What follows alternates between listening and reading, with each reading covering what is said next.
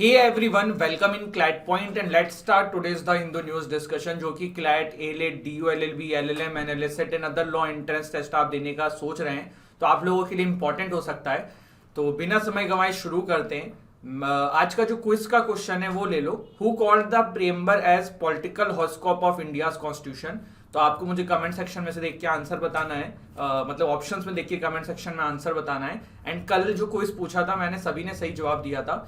आगे बढ़े उससे पहले देखो वीडियो को लाइक जरूर कर दिया करो, डिसलाइक जरूर कर दिया करो, बट एक रिएक्शन जरूर देके जाया करो जिससे पता पड़े कि हाँ भाई आप लोगों को समझ में आ रहा है नहीं आ रहा है। क्लैट पॉइंट आपको ऑफर करता है CLAT UG, CLAT PG, DU LLB, NLSAT, AILET UG and PG के कोर्सेज आप चाहें तो इनमें इनरोल कर सकते हैं। ये हमारा क्लैट का जो 2022 और 23 के बैच चल रहे हैं उसके बारे में है। यहाँ पे क्लैट पीजी के जो 2022 और 23 के बैच चल रहे हैं उनके बारे में जानकारी आपको सामने है। Even D U L L B के जो हमारे बैचेस चल रहे हैं आप उनके बारे में जानकारी आपके सामने है। एंड नाउ हमारा एनएलएसएट का जो 2023 का बैच चल रहा है उसकी डिटेल आपके सामने है। आप इन कोर्सेज में इनरोल करने के लिए कर क्या सकते हैं, डिस्क्रिप्शन में जाना है, हमारा ऐप को डाउनलोड करना है, वहाँ पे स्टोर सेक्शन में जाना है एंड इन कोर्सेज में से जिसमें भी आप इंटरेस्टेड हैं उसमें इनरोलमेंट कर लेनी है। डिस्क्रिप्शन में हमारी टीम का कॉन्टैक्ट नंबर भी है जहाँ पे कॉन्टैक्ट करके आप जानकारी ले सकते हैं। यहाँ पे देखिए एडिटोरियल आया है फ्रांस के इलेक्शन से रिलेटेड। ऑलरेडी हमने मतलब की चीजें कल देख ली हैं, इसके अलावा हमारे लिए कोई खास चीज है नहीं। यहाँ पे एक आर्टिकल है डिस्कस किया जाएगा, इधर मायोपिक व्यू ये आर्टिकल डिस्कस किया जाएगा। चलिए फिर शुरू करते हैं, बढ़ते हैं आगे एंड आज के डिस्कशन को बढ़ाते हैं आगे। पहला आर्टिकल जो है वो है mission Antyodaya should not fall by the way side. तो अब एडिटोरियल में तो देखो राइटर जो है उन्होंने अपने ओपिनियंस एंड ऑल लिखे हैं। हमें यहाँ पे देखना है कि मिशन अंत्योदया जो है ये है क्या। तो गाइस देखिए मिशन अंत्योदया जो है वो यूनियन बजट 2017-18 में अडॉप्ट किया गया था। ये आपको पता होना चाहिए। देखो कभी कभी इस तरीके भी क्वेश्चन आ जाते हैं कि ये मिशन जो है कब अडॉप्ट हुआ था, तो ध्यान रखिएगा किस मिनिस्ट्री के द्वारा लॉन्च किया गया था। तो ministry of rural development in partnership with other जितने भी अलग अलग स्टेट गवर्नमेंट्स हैं उनके साथ। इसका इनिशिएटिव का पर्पस क्या है? इसका इनिशिएटिव का पर्पस है convergence and accountability framework for measurable effective outcomes about parameters that transformed 1 crore lives and livelihood in 5000 rural cluster और ग्राम panchayat in a period of 1000 days। ठीक है, तो इतनी चीज आपको क्लियर हुई। बेसिकली यहाँ पे ये है कि कुछ ऐसे पैरामीटर्स को मेजर करना जिन्होंने 1 करोड़ लाइवलीहुड्स की जो संख्या जनता है, जिनको इन्होंने 5000 रूरल क्लस्टर ग्राम पंचायत में चुने थे, उसको बेटर किया है। और अब वो बहुत सारे पैरामीटर्स के ऊपर है, जैसे कि इसमें जो है animal husbandry, agriculture, horticulture activities भी इंक्लूडेड है। Physical as well as social infrastructure दोनों का ध्यान में रखते हुए इन पॉइंट्स को यहाँ पे लिया गया है। ये जो इनिशिएटिव है ये इनकरेज किया गया विद पार्टनरशिप के साथ, जो काफी सारे अलग अलग नेटवर्क के प्रोफेशनल्स के साथ इसको करके इस मिशन को सक्सेसफुल किया गया। जैसे कि आपके सेल्फ हेल्प ग्रुप्स होते हैं, एनजीओज होते हैं, तो उनकी भी काफी सारी मदद ली गई इस मिशन को सक्सेसफुल करने के लिए। तो ये यहाँ पे हमने इस मिशन के बारे में जाना। इसके बाद देखो अगला आर्टिकल जो आया है वो आया है मायोपिक व्यू। ये क्या है? देखो अभी विंबलडन का टूर्नामेंट है और विंबलडन के टूर्नामेंट से रशिया और बेलारस को बाहर कर दिया गया है। ये काफी चिंता का विषय है क्योंकि जो ये विंबलडन के टूर्नामेंट है या फिर कोई भी इस तरीके के टूर्नामेंट होते हैं वो कंट्री के द्वारा नहीं भेजे जाते हैं, प्लेयर्स इंडिविजुअल पार्टिसिपेट करते हैं। अब अगर कोई बंदा रशिया और बेलारस का है, जस्ट बिकॉज उसके कंट्री का किसी के साथ वॉर है, आपने वहां के प्लेयर्स को लेने को मना कर दिया। और ये जो प्लेयर्स है ना, ये कोई छोटे मोटे प्लेयर्स नहीं है। इवन इसमें विक्टोरिया अजरेंका जी का नाम आपने कितनी बार सुना है, 2 बार की मेजर विनर है ये। वर्ल्ड नंबर 8 एंड्रे रुब्लेव इसमें फंस जाएंगे। ठीक है, वुमेन्स वर्ल्ड नंबर 4 आरेना सबलिंका इसमें फंस जाएंगी। World number 2 and US open के चैंपियन डेनिल मेडवेडेव जो है ये भी इससे बाहर हो जाएंगे इस कदम के अनुसार। देखो ये यूके का फैसला है और मेन ये फैसला इसलिए ले गया क्योंकि रशिया यूक्रेन का प्रॉब्लम चल रहा है। बेलारूस क्यों इसमें फंसा हुआ है? क्योंकि बेलारूस भी रशिया की मदद कर रहा है, ऐसा काफी जगहों से पता पड़ा, काफी बार आर्टिकल्स आए हुए हैं। लेकिन अब सारी बातों को एक तरफ कर दिया जाए, एक बहुत ही सिंपल बात राइटर यहाँ पे कह रहे हैं कि यार ये जो टूर्नामेंट्स होते हैं ना ये इंडिविजुअल प्लेयर्स के पार्टिसिपेट पे होते हैं, और अगर इंडिविजुअल प्लेयर्स को पार्टिसिपेट नहीं करने दे रहे हो जस्ट बिकॉज उनकी कंट्री का भी किसी के साथ वॉर चल रहा है, तो this is wrong, this is completely unethical और इस तरीके की चीजें नहीं होनी चाहिए। ये वर्ल्ड में एक अलग टाइप का डेटरेंस शो कर रहा है, वर्ल्ड में एक अलग टाइप का प्रेसिडेंट बना रहा है। Deterrence is not the correct term. Wimbledon जो है ये देखिए 1877 में फाउंड हुआ था। ग्रास आउटडोर्स पे इसको खेला जाता है। लंदन इंग्लैंड में ये होता है। यहाँ पे देखिए एक और अच्छी खबर है। अच्छी खबर ये है कि नोवाक डिजोकोविक जो हैं, ये आपको याद होगा कि ऑस्ट्रेलिया ओपन से बाहर कर दी गए थे क्योंकि इन्होंने वैक्सीनेशन नहीं लगाया था। बट यहाँ पे एज सच कोई नियम नहीं है, यहाँ पे बिना वैक्सीन वाले बंदों को भी एंट्री दी जा रही है। तो यहाँ पे देखने को ये मिला है कि नोवाक जो है वो पार्टिसिपेट करेंगे, तो this is a good thing. तो ये हमने यहाँ पे देखा। आगे बढ़ते हैं। Act against communal hate Supreme Court tells 2 states. देखो सुप्रीम कोर्ट ने उत्तराखंड एंड हिमाचल प्रदेश को फटकार लगाते हुए ये कहा है कि भैया करेक्टिव मेजर्स लो, या जितने भी संसद इवेंट्स हो रहे हैं, धर्म संसद इवेंट्स हो रहे हैं, वहां पे पिछली बार भी हमने देखा था कुछ इस तरीके की चीजें बोल दी गई थी कि कम्युनल क्लैशेस होने के चांसेस हो गए थे। तो उन्हीं सब पे सुप्रीम कोर्ट ने फटकार लगाई है और कहा है कि भैया इस पे ध्यान दो, कुछ तरीके से प्रॉपर प्रोसेस फॉलो करो, और नेक्स्ट टाइम अगर इस तरीके की कोई चीज होती है तो जो chief secretaries of the 2 states है ना, वो इसके लिए जिम्मेदार होंगे। तो ये बात यहाँ पे सुप्रीम कोर्ट ने कही। More COVID jabs for children get nod. तो यहाँ पे चिल्ड्रंस के लिए कोविड की जैब जो है उसको अलाउ कर दिया गया है और ज्यादा।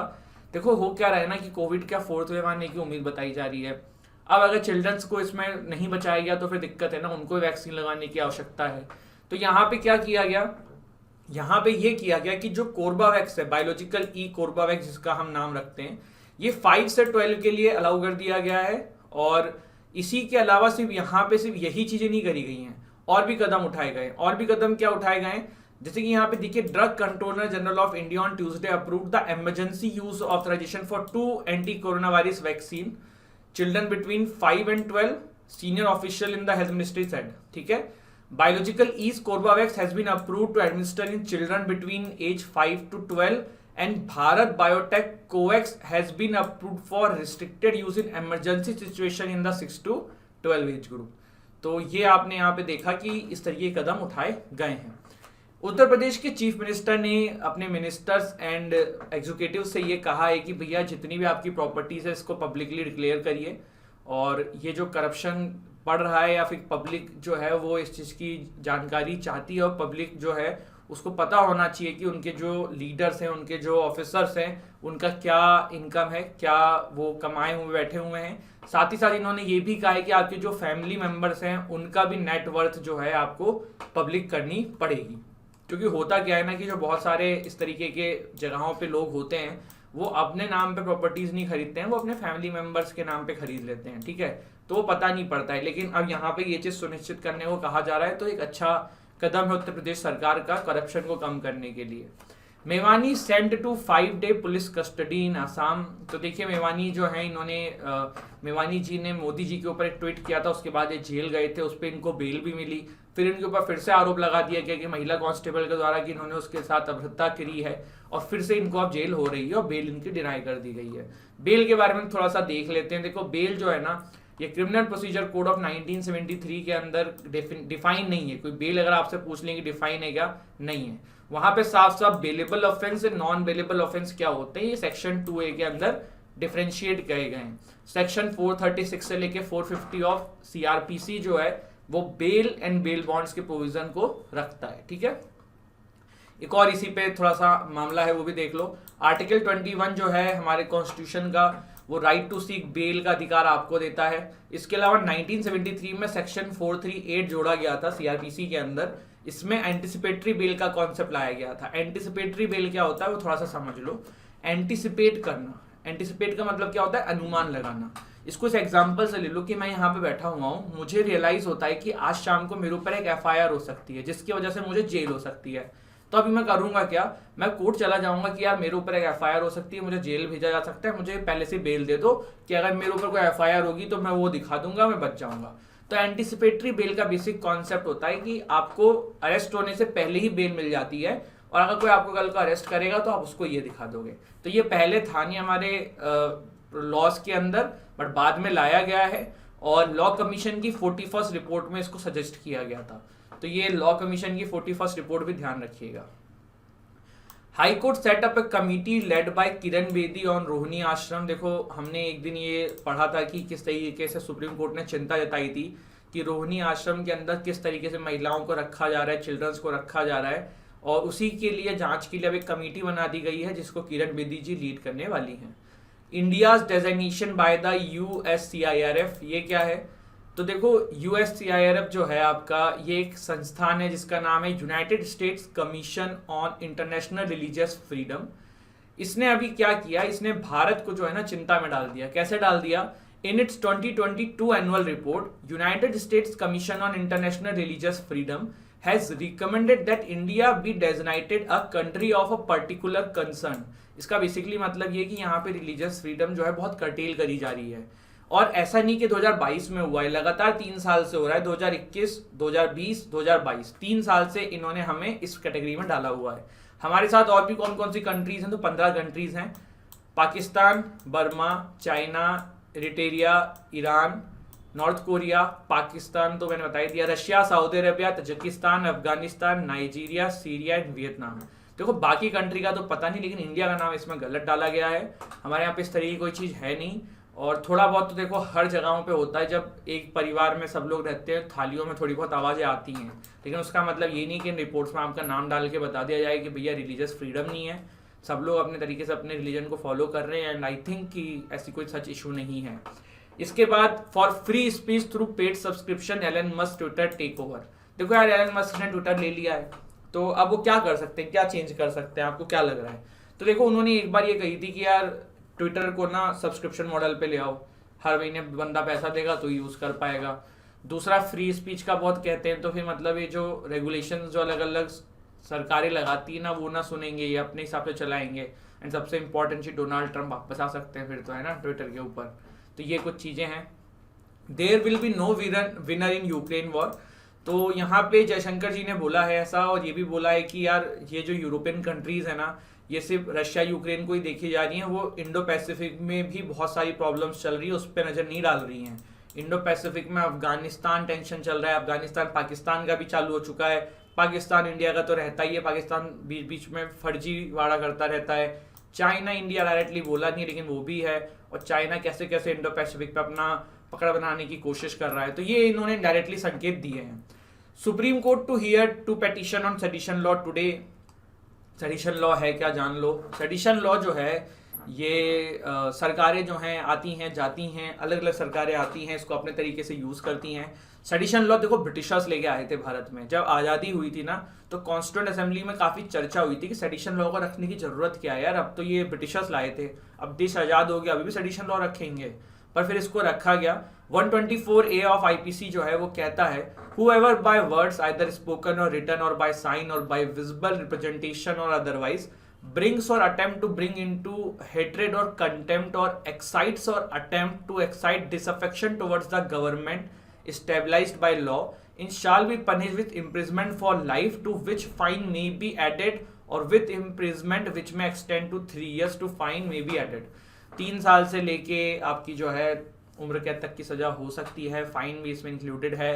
124A ऑफ IPC कहता है कि अगर आपने जो है जो सरकार चुनी हुई है उसके अगेंस्ट में कुछ ऐसा बोलने की कोशिश करी जो लॉ एंड ऑर्डर बिगाड़ सकता है, तो फिर आपको सेडिशन लॉ के अंदर ट्रायल में किया जाएगा। तो इसी के 2 मसले अभी सुप्रीम कोर्ट आज सुनने वाली है। कुछ केसेस भी हैं सुप्रीम कोर्ट के सेडिशन लॉ से रिलेटेड, जैसे कि एक है Kedarnath Singh versus state of Bihar case.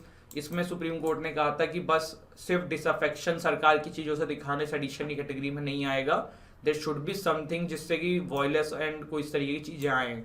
दूसरा है Balwant Singh versus state of Punjab में ये कहा गया था कि खालिस्तान जिंदाबाद के सिर्फ नारे लगाने सेडिशन नहीं कहलाएगा, तो ये यहाँ पे देखा था। फिर सुप्रीम कोर्ट ने कहा है कि हिजाब मामले को 2 दिन के अंदर हम लिस्ट करेंगे, फिर हम देखा जाएगा कि क्या फैसला आता है इस पे। हिजाब कंट्रोवर्सी तो आपको पता ही है, कर्नाटका हाई कोर्ट ने इसमें फैसला दिया है कि हिजाब पहनना is not essential part of the Islam religion. तो उसके बाद अब सुप्रीम कोर्ट में मैटर गया है, लेट्स सी सुप्रीम कोर्ट इस पर क्या डिसीजन देती है। हमने इसमें केरला हाई कोर्ट के भी कुछ वर्डिक्ट्स देखे थे, आपको याद होंगे। एक तो कर्नाटका हाई कोर्ट के फेवर टाइप का जो वर्डिक्ट था, और एक कर्नाटका हाई कोर्ट ने जो फैसला दिया उसके अगेंस्ट में दिखता हुआ नजर आ रहा था।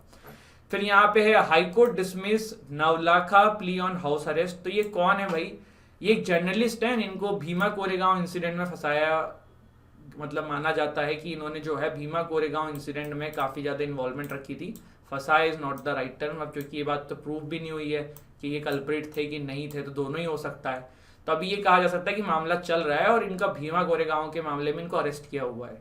तो ये कह रहे हैं कि भैया मुझे ना घर में रखो, मुझे तबीयत मेरी सही नहीं है, मैं जेल में नहीं रह पाऊंगा। अब जेल में भी जो इनको रखा गया है ना, बड़े खतरनाक जेल में रखा गया है, जिसका नाम है अंडा सेल। तो आज मैं थोड़ा सा आपको ना अंडा सेल के बारे में बताता हूँ कि अंडा सेल होती क्या है। देखो ये अंडा सेल का पहले तो इमेज देखो, ये जो है ना गाइज, ये है अंडा सेल। अब आप गोल सा ये है तो ही समझ गए कि सर इसको इसलिए अंडा सेल कहते हैं, पर अब ये सोचो कि इस तरीके की जेल क्यों बनाई गई है, क्या है इसका पर्पज। तो पर्पज इसका क्या होता है, बीच में ना गार्ड तैनात हैं, चारों तरफ ऐसे छोटे छोटे केबिन होते हैं, ये देख रहे हो आप, एक ये पूरा अभी देख लो बस, ये एक केबिन है, ठीक है, ये पूरा एक ऐसे ऐसे करके सारे केबिन बने हुए हैं छोटे छोटे लंबे से, जिसमें वॉल बहुत लंबी होती है और हर केबिन में एक बंदा होता है। तो आप सोचिए उसको अकेले रहना है ना, अगल बगल किसी से बात हो सकती है, सामने का बंदा दिख सकता है लेकिन बात तो उससे भी नहीं हो पाई क्योंकि इतना दूर है। 8x10 फीट के चैम्बर्स होते हैं, 31 के आसपास ये चैम्बर होते हैं, डार्क एंड ग्लूमी इनसाइड होता है, without electricity. The cell has a concentrating wall with jail compound, massive walls होती है, आयरन बार्स एंड डोर्स होता है। तो ये यहाँ पे चीजें आपने सारी देखी, बीच में यहाँ पे गार्ड होता है। तो ये देखो एक्चुअली में जो अंडा सेल है उसकी एक फोटो है, और यहाँ पे इसकी देखो कुछ इमेज थोड़ी बहुत करके दिखाई गई थी। तो दिस इज इट गाइज, ये था हमारा आज का सेशन। अभी भी कुछ बाकी है, रुको यार, अभी बाकी है। Central government Netflix launch partnership with 2 minutes film. देखो ये बहुत अच्छे से पता होना चाहिए। क्लैट में तो मैं नहीं कहूंगा, लेकिन अगर क्लैट के अलावा आप कोई लॉ एंट्रेंस टेस्ट देने की सोच हो, जैसे कि DU हो गया, या क्लैट वाले भी जो MSCT देते हैं, या फिर और भी ऐसे एग्जाम देते हैं जहाँ पे 1 लाइनर करंट अफेयर्स आते हैं, उसमें क्वेश्चन आ सकता है कि नेटफ्लिक्स ने किसके साथ मिलकर या गवर्नमेंट ऑफ इंडिया ने किसके साथ मिलकर 2 मिनट की फिल्म लॉन्च करी थी। तो नेटफ्लिक्स के साथ मिलकर करी थी। टाइटल क्या है, आजादी की अमृत कहानियां, ध्यान रखना, ठीक है, ये इंपॉर्टेंट है। इसके अलावा इलेवेरा बिट्टो जो है वो पासेस अवे, तो she was one of the fantastic hockey women player in India. अभी इनके देहांत हो गया है, तो ये यहाँ पे ये न्यूज में थी। अब एक बार रिवाइज कर लेते हैं आज हमने क्या देखा।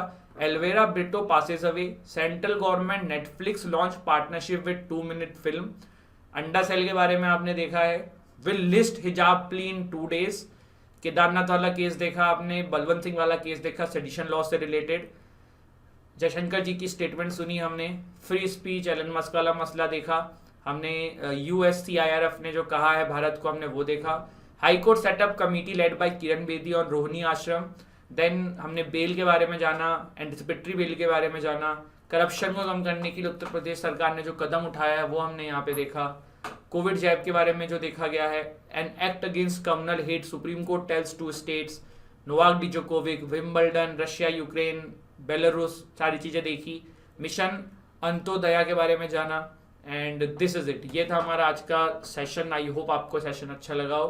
कहीं से वीडियो अच्छी लगी हो तो वीडियो को लाइक करिएगा, चैनल को शेयर करिएगा, चैनल को सब्सक्राइब करिएगा। जय हिंद, जय भारत।